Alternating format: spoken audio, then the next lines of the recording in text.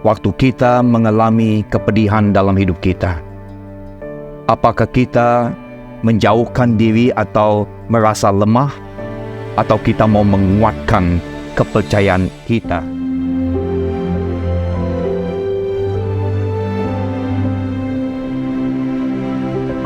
Salam dalam kasih Tuhan. Satu sukacita yang sangat besar kerana boleh ada kesempatan ini untuk mengongsikan firman Tuhan kepada kalian semua. Pada waktu kesempatan yang indah ini, saya mau mengundang semua untuk berdoa, meminta hadirat Tuhan, memimpin kita, dan juga membuka hati kita. Mari kita berdoa. Bapa kami di sorga, Engkaulah Tuhan yang terindah. Engkaulah Tuhan yang mahu terus memanggil dan menantikan kami. Kami hari ini menantikan pengharapan yang besar itu. Tetapi sementara itu Tuhan, kami undang hadirat Roh Kudus bersama setiap kami, agar Engkau bukan sahaja membuka hati kami, Engkau juga akan memberi akal budi dan juga firman di dalam mulut hamba Tuhan ini. Kami sadar, kami ini adalah orang yang lemah, tetapi kekuatan, kasih, damai datang daripada Engkau. Hadirat Engkau bersama kami, ke dalam hadirat-Mu Tuhan kami serahkan hidup ini. Dalam nama Yesus kami berdoa. Amin. Tajuk firman Tuhan dan juga khotbah pada hari yang indah ini adalah semakin lama, semakin kuat. Banyak orang tua mengatakan kepada saya, "Aduh, saya sudah semakin tua, makin lemah dalam tubuh saya." Tetapi hari ini, umat-umat Tuhan, saudara-saudari yang saya kasihi, firman Tuhan mengajarkan kita untuk juga mengetahui yang semakin lama kita boleh semakin kuat di dalam Tuhan. Buku Efesus 6 ayat 10 mengatakan, "Hendaklah kamu kuat di dalam Tuhan." Di dalam kekuatan kuasanya. Bukan kuat di dalam dunia, bukan kuat di dalam kekayaan, tetapi kuat di dalam Tuhan kita. Yang dikasihi, keadaan dunia sekarang kita lihat makin teruk. Makin banyak penyakit, makin banyak perpisahan, makin banyak orang yang sakit, makin banyak orang tidak bersatu. Oleh itu, walau apapun terjadi, kita harus tetap kuat dalam menyediakan kita di dalam akhir zaman ini. Kita memerlukan orang yang kuat. Bukan saja dari segi fisikal, kita memerlukan pimpinan yang kuat di dalam rumah Tuhan, pimpinan yang kuat di dalam keluarga, dan satu umat Tuhan yang kuat di dunia ini. Kita juga perlu lebih kuat di dalam berdoa. Kita juga lebih kuat di dalam membaca firman Tuhan, dan itulah kehendak Tuhan dalam hidup kita. Di dalam buku 2 Samuel bagi 3 ayat 1. 2 Samuel bagi 3 ayat 1 berkata, "Peperangan antara keluarga Saul dan keluarga Daud berlarut-larut," yaitu berpanjangan pada waktu yang agak lama. Dengar ini, Daud kian lama, kian kuat. Sedang keluarga Saul kian lama, kian lemah. Dengan kata lain, keluarga Daud itu semakin lama, semakin kuat. Tetapi keluarga Saul semakin lama, semakin lemah. Perkataan keluarga itu boleh melambangkan gereja kamu, boleh melambangkan keluarga kamu, boleh juga melambangkan tempat kamu bekerja, atau diri kamu sendiri, saudara-saudara yang dikasihi. Tetapi kita hari ini akan belajar, kenapa keluarga Daud itu makin lama, makin kuat. Adalah doa saya, yang saya dan kamu juga akan makin lama di dunia ini, makin kuat kita, khususnya di dalam kerohanian kita. Perkataan kuat yang kita dengar tadi, datangnya daripada perkataan Ibrani, the Hebrew word, hazik. Kadang-kadang menarik kalau kita dapat belajar atau mengetahui apa maksud perkataan asal dalam bahasa asalnya itu. Perkataan kuat, di mana kita dengar tadi yang keluarga Daud semakin lama semakin kuat. Di dalam konteks ayat itu berkata, kuat itu bermakna kuasa, tetapi bukan kuasa yang sembarang. Kuasa itu adalah kuasa diraja, a royal power. Kita tahu Yesus adalah raja di atas segala raja. Saya dan kamu harus mempunyai kuasa diraja itu di dalam hidup kita. Kuasa diraja itu ada satu kuasa yang punya authority yang kuat.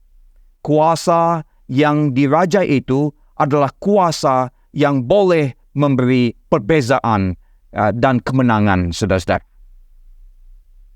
Perkataan kuat itu juga bermaksud kuat dari segi bunyi. Nah, kuat dari segi bunyi itu bermaksud kalau ada satu orang mengatakan sesuatu, tidak akan sekuat berbanding dengan banyak orang atau ramai orang yang mengatakan, contoh, puji Tuhan. Kalau cuma satu orang mengatakan puji Tuhan, tidak dapat melawan banyak orang yang mengatakan puji Tuhan. Yaitu bila banyak orang mengatakan bersama-sama puji Tuhan, itu melambangkan kuat dari segi bunyinya. Seperti bunyi trumpet yang kuat. Jadi kuat yang berdasarkan kekuatan keluarga Daud itu adalah bukan kekuatan sembarang. Itu yang kita perlukan di akhir zaman ini, umat-umat yang dikasihi. Tetapi soalannya yang kita mau pelajari adalah bagaimana kita tahu yang kita ini semakin kuat dalam pelajaran rumah Daud ini. Saudara yang dikasihi, nomor satu, untuk mengetahui supaya kita makin lama semakin kuat, kita harus menegakkan diri kita kepada Tuhan. Kita harus tetap teguh dalam iman kita kepada Tuhan. Nomor dua, tindakan kebaikan kita harus yang luar biasa.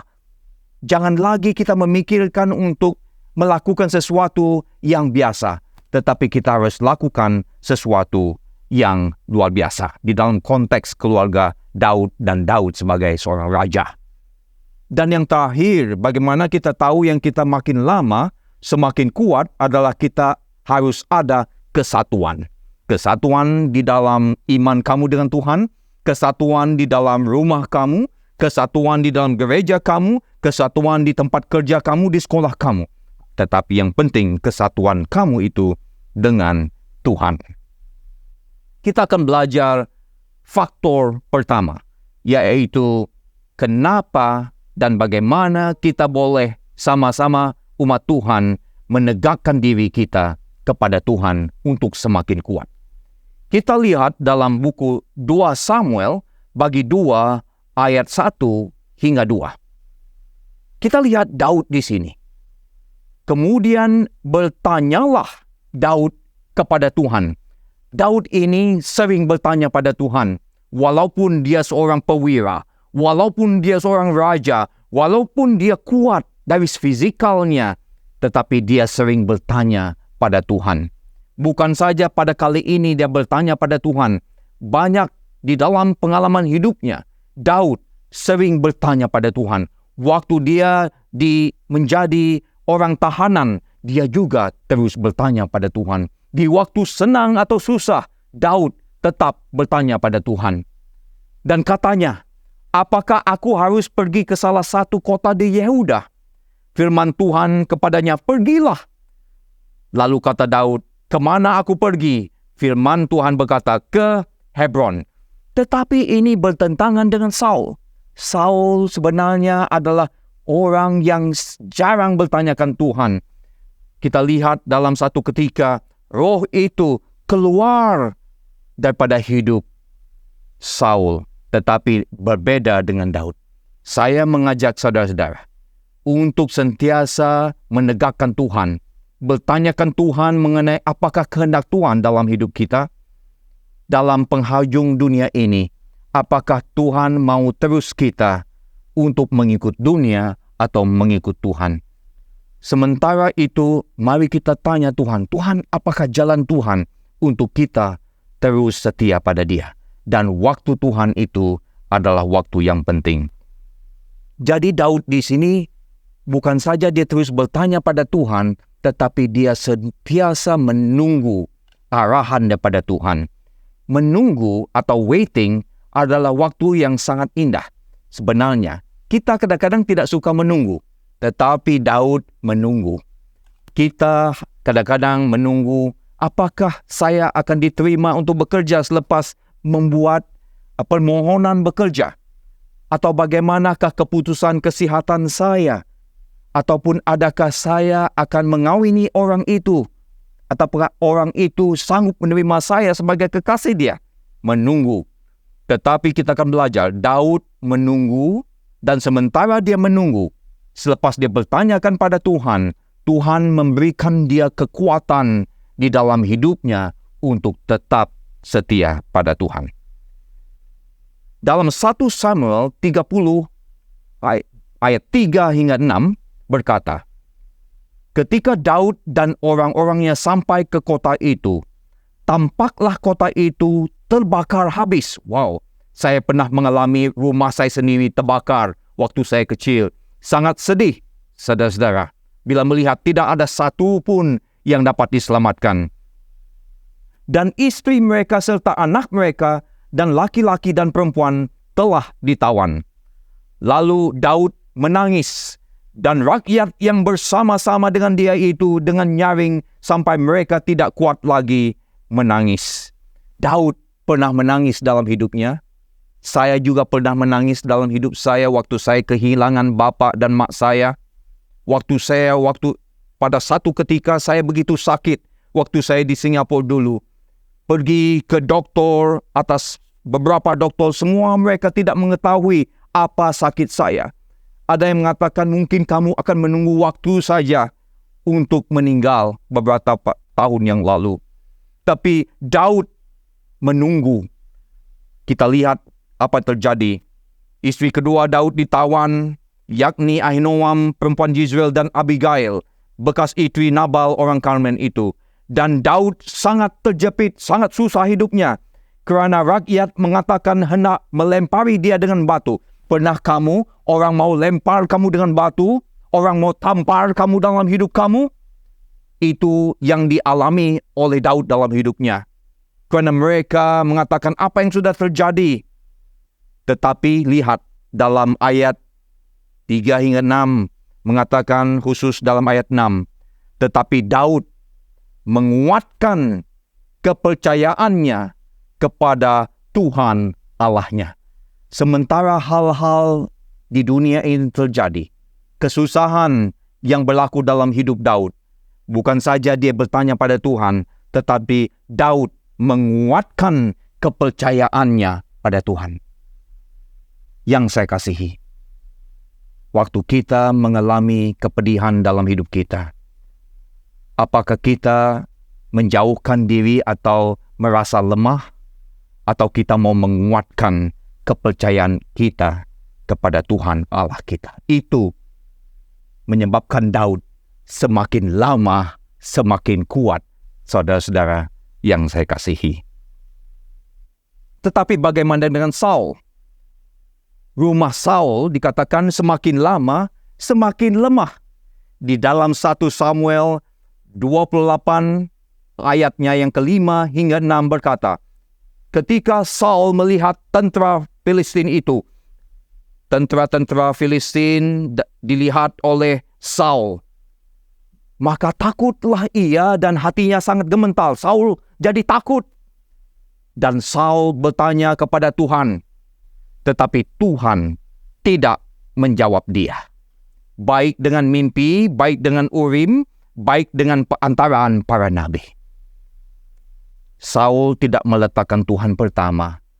Keluarga Saul itu melambangkan keluarga duniawi. Tapi keluarga Daud itu melambangkan keluarga surgawi. Satu penglihatan Ellen G. White. Penglihatan pertama Ellen G. White pada tahun 1844.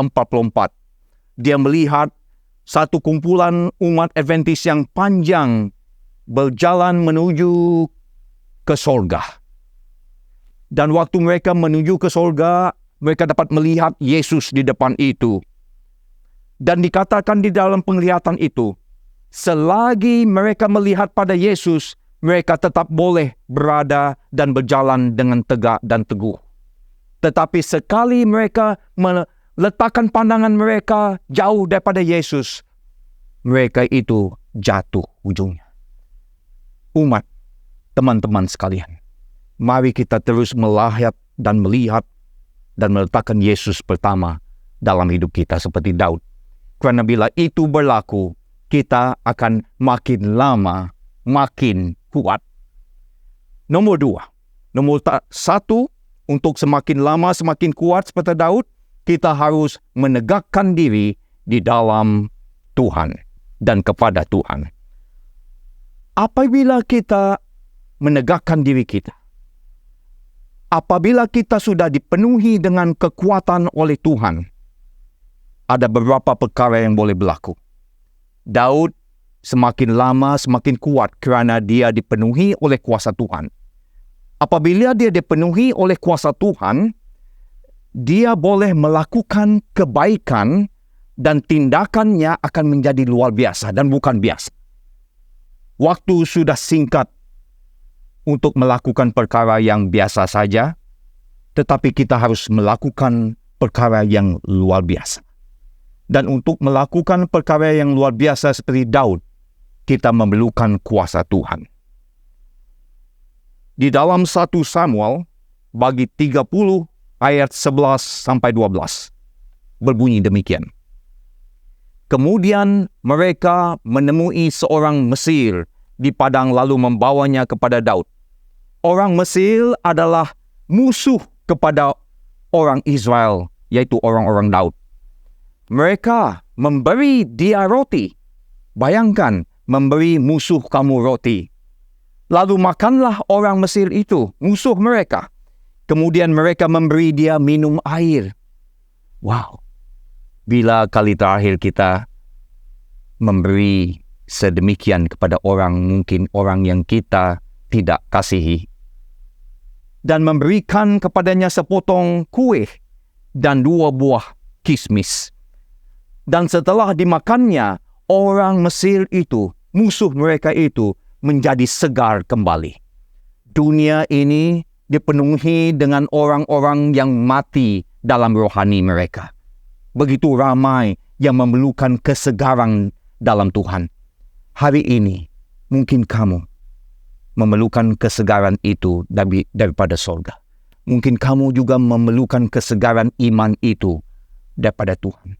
Tetapi lebih daripada itu, saya percaya tangan Tuhan akan menggunakan umat-umatnya untuk melakukan kebaikan yang luar biasa kepada orang-orang di luar sana.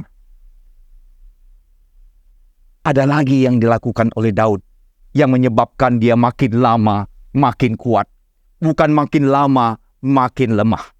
Dalam 2 Samuel bagi 4 ayat 4 saya baca, Yonatan, anak Saul, mempunyai seorang anak laki-laki yang cacat kakinya. Kamu tahu cacat kan? Orang yang tidak boleh jalan. Ia berumur 5 tahun. Anak kecil itu baru 5 tahun. Ketika datang kabar tentang Saul dan Yonatan dari Yizreel, inang pengasuhnya mengangkat dia pada waktu itu, lalu lari. Tetapi kerana terburu-buru larinya, anak itu jatuh dan menjadi timpang. Namanya Mephiboset. Kemudian berkatalah Daud kepadanya, "Janganlah takut, sebab aku pasti akan menunjukkan kasihku kepadamu oleh kerana Jonathan ayahmu. Aku akan mengembalikan kepadamu segala ladang Saul, nenekmu, dan engkau akan tetap makan sehidangan dengan aku." Wow. Kebaikan ini adalah kebaikan yang luar biasa. Menolong anak Jonathan, mengembalikan milik Saul, datuk kepada anak kecil itu, mengembalikan segala-galanya, menunjukkan kebaikan yang bukan semua kita boleh lakukan. Itulah yang membuatkan Daud makin lama makin kuat. kalau kita melakukan kebaikan yang luar biasa. Saudara-saudara, beberapa bulan yang lalu saya kesempatan untuk bersama dengan umat-umat Myanmar Adventist di Kuala Lumpur. Dan selepas ibadah kami di sana, selepas bersama dengan ratusan umat-umat Tuhan di Kuala Lumpur daripada warga negara Myanmar, pada satu waktu kami mau pulang, saya bertemu dengan satu anak kecil lelaki yang sangat comel, manis sekali di lift. Kami dan istri mau masuk ke lift untuk pulang. Dan kamu mungkin tahu, dan saya bagi tahu kepada kamu, saya tidak punya anak lelaki-laki. Anak saya dua-duanya perempuan. Saya dalam hati saya juga teringin kadang-kadang untuk ada anak laki-laki. Tetapi mungkin bukan waktunya, atau bukan waktunya lagi. Tetapi bila saya melihat anak kecil ini yang cukup manis dan comel, saya bertanya, mana daddy dan mami kamu? Di mana ayah dan ibu kamu? Dia tidak berapa menjawab, tetapi ada pastor dari Myanmar memberitahu saya yang daddy dan mami anak kecil ini sekarangnya berada di penjara kerana mereka tidak punya dokumen. Hati saya menjadi sangat sedih bila saya mendengar anak yang begitu comel kecil, tetapi ibu dan bapanya harus berada di penjara. Kalau bapa saja mungkin tidak apa, ada mak yang jaga, ini kedua-duanya harus di penjara, sementara anak ini masih kecil. Saya melihat wajah istri saya pada ketika itu, dia menangis. Istri saya kalau dia gembira, dia pun menangis. Kalau dia sedih pun dia menangis. Dan saya bila melihat anak kecil itu, hati saya tersentuh dan teringat, oh Tuhan, apa yang saya boleh lakukan dengan kuasa Tuhan untuk menolong anak kecil ini? Saya tidak lagi mengira adakah saya akan cukup duit untuk membantu anak ini. Tetapi saya sudah berjanji dengan Tuhan dan istri saya untuk mahu menyekolahkan anak ini sehingga dia tamat university. Khusus kalau dia boleh menjadi pendeta, kalau dia mau jadi gembala, kalau dia mau belajar untuk melayani Tuhan. Saya dan istri sudah berjanji untuk membelanjakan anak ini untuk sekolah. Kerana Tuhan, saya percaya sudah memberkati dan memberi kekuatan pada saya. Seperti Tuhan memberi kekuatan pada Daud. Bila Tuhan memberi kekuatan pada dia, makin lama makin kuat Daud. Begitu saya mau mengatakan pada Tuhan, saya siap untuk membantu anak kecil ini yang ibu bapanya di penjara. Kita tidak tahu berapa lama lagi ibu bapanya akan berada di penjara. Tetapi harapannya satu hari nanti, kalau dia tidak dapat berjumpa dengan ibu bapanya, sekurang-kurangnya akan ada orang terus menjaga dan mengasihi anak ini sehingga dia berjaya. Saudara-saudara, kita tahu tindakan yang luar biasa juga telah dilakukan oleh Yesus Kristus. Hukuman yang dia ambil waktu ketika itu mungkin tidak mulia pada mata pandangan dunia. Mungkin sesuatu yang sangat rendah di mata manusia pada ketika itu. Tetapi hasil yang dilakukan oleh Yesus di mana dia mati di kayu salib untuk kita merupakan pekerjaan yang paling mulia yang telah dilakukan untuk kamu dan untuk saya. Saudara, bila kita dipenuhi oleh kuasa Tuhan, kita boleh melakukan sesuatu yang luar biasa untuk Tuhan dan menjadi berkat kepada orang lain. Makin lama makin kuat dan makin lama makin lemah terjadi di dalam ayat yang berikutnya. Yang menarik, saudara-saudara, rumah Saul makin lama makin lemah. Kalau kita mau tahu bagaimana kita makin kuat, inilah poin saya terakhir. Kalau ada kesatuan di dalam hidup kamu dengan Tuhan, kalau ada kesatuan di dalam keluarga kamu, kalau ada kesatuan di dalam gereja kamu, apa yang kamu lakukan akan makin lama makin kuat. Dalam 2 Samuel bagi 3, ayat 6-11 saya baca. Selama ada peperangan antara keluarga Saul dan keluarga Daud, peperangan di sini terus berperang, pertempuran itu berlaku, maka Abner makin mendapat pengaruh di antara keluarga Saul. Abner bersama dengan keluarga Saul. Saul mempunyai gundik yang bernama Rizbah. Dia anak perempuan ayah. Berkatalah Ishobet kepada Abner, "Mengapa kau hampiri gundik ayahku?" Di sini mengatakan Abner paling suka pada waktu itu memperkuatkan kuasanya. Gila kuasalah. Dan di dalam rumah Saul itu banyak masalah berlaku kerana mereka saling iri hati, saling mau menjadi siapa yang paling berkuasa. Tetapi oleh kerana itu, kita lihat bila mereka tidak ada kesatuan di dalam keluarga Saul, di dalam kerajaan Saul itu, mereka makin lama makin lemah. Umat yang dikasihi, sangat penting untuk kita bersatu dengan Tuhan.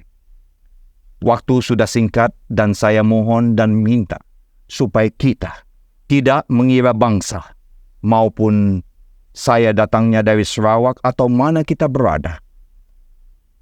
China, India, marilah kita bersatu bersama dengan orang Myanmar, bersama dengan orang Filipina, bersama dengan pimpinan gereja, bersama dengan anggota orang tua dan muda, bersatu. Bila kita bersatu, di dalam firman Tuhan berkata, keluarga Daud makin lama makin kuat. Adalah doa kami supaya kita akan terus makin lama makin kuat dengan kuasa Tuhan. Di dalam Yakobus bagi 3 ayat 16 mengatakan, sebab di mana ada iri hati dan mementingkan diri sendiri, di situ ada kekacauan dan segala macam perbuatan jahat. Saudara-saudara yang dikasihi, seperti piano, seperti violin, kalau tune-nya tidak sama, bunyi musiknya tidak akan bagus. Seperti choir, kalau ada suara yang tidak sama atau tidak sama tune-nya, choir itu tidak akan bagus kerana tidak ada kesatuan dalam itu. Begitu juga dalam hidup kita. Begitu juga dengan misi kita. Kita adalah orang yang tidak sempurna, tetapi kita mahu untuk semakin lama semakin kuat. Dalam 1 Korintus bagi 1 ayat 10 sampai 11 mengatakan, tetapi aku menasihatkan kamu, kata firman Tuhan, saudara-saudara, demi nama Tuhan kita Yesus Kristus, bukan demi Pastor Abel Bana, supaya kamu seia sekata, dan jangan ada perpecahan di antara kamu, tetapi sebaliknya, supaya kamu erat bersatu dan sehati sepikir. Yang dikasihi semua, sudah tiba waktunya untuk kita bersatu, bersama melakukan misi Tuhan untuk kita, supaya Yesus boleh datang dengan cepat. Kamu mau makin lama semakin kuat? Boleh. Nomor 1, tegakkan diri kamu kepada Tuhan. Nomor 2, bila kamu dikuasai kekuatan daripada Tuhan dari sorga itu, lakukan tindakan yang luar biasa untuk membantu. Dan akhir sekali, bersatu dengan Tuhan dan di antara satu sama lain. Kita adalah alat yang terpilih, seperti kata firman Tuhan. Kau dan saya dipilih untuk satu misi, kerana banyak orang sedang menunggu berita baik itu. Alat kamu dan saya. Kita boleh menjadi alat yang digunakan oleh Tuhan. Biarlah kita pecah dahulu, broken. Tuhan yang akan memulihkan kita sebagai alatnya. Bila kita sudah dipulihkan sebagai alat itu, barulah Tuhan boleh memenuhi kita dengan kuasanya. Jangan kita sombong, umat-umat Tuhan. Dan bila Tuhan memenuhi kita, baru kita boleh mengeluarkan apa yang ada di dalam alat itu untuk dikongsikan menjadi berkat kepada orang lain. Yang dikasihi, adalah doa saya sementara kita menanti kedatangan Yesus, supaya kamu juga akan makin lama makin kuat di dalam Tuhan. Mari kita berdoa. Bapa di sorga, Engkau menginginkan kami dan mahu untuk kami kuat di dalam Engkau. Dan untuk itu terjadi, kami mengakui kami orang yang lemah. Kami mungkin lemah kerana banyak tantangan yang kami lalui. Kami mungkin lemah pada saat ini kerana mungkin kami mengalami kesakitan. Mungkin ada di dalam hidup kami kerisauan yang mengganggu emosi kami. Kami mungkin lemah di antara kami mungkin kerana kami tidak dapat fokus dalam hidup kami. Mungkin ada banyak masalah keuangan, masalah kesihatan, masalah hubungan. Tetapi Tuhan, kami mau menyerahkan segala masalah itu ke tangan Engkau. Kami mau menegakkan iman kami pada hari ini. Pada waktu ini kami mendengar firman ini, memerlukan pertolongan daripada sorga untuk mengubah dan memberi kekuatan untuk kami. Seperti Daud dan keluarganya, semakin lama semakin kuat dia, kerana dia meletakkan Tuhan, kerana dia menuruti Tuhan, kerana dia harmoni dengan Tuhan. Dan selepas dia dipenuhi oleh Tuhan dan kuasa Engkau, dia mau melakukan sesuatu yang luar biasa melalui kuasa Kau kepada orang lain. Dan dia bersatu. Dia mengingatkan kami dalam Mazmur 133, adakah begitu indah Tuhan, alangkah indahnya kalau umat-umat Engkau bersatu. Hari ini kami mau bersatu dengan Yesus, disatukan dengan Tuhan dan dengan kasih-Nya. Selepas mendengar firman ini, Tuhan, kami berharap bukan saja ini satu firman, tetapi biarlah apa yang kami dengar pada hari ini boleh mengubah hidup kami untuk lebih menjadi seperti Yesus, mengasihi dan juga setia untuk selama-lamanya. Aku mau serahkan dan biar kami terus bersedia, kerana kami mau bersama Yesus dengan muka tidak lama lagi. Akhir sekali adalah doa kami supaya kami dapat seperti pohon yang tumbuh di aliran sungai dan akan berbuah sesuai dengan musim dan waktu Engkau. Biarlah damai beserta kami, berkat dari sorga, bersama setiap yang mendengar dan setiap keluarga kami dan teman kami. Kuserahkan doa ini. Dalam nama Yesus kami berdoa. Amin. Saudara dan saudari, saya juga mau mengundang kalau kamu sudah diberkati untuk subscribe dan share YouTube channel Loud Voice dan kongsikan kepada kawan-kawan kamu supaya mereka juga boleh diberkati bersama dengan kalian semua. Terima kasih.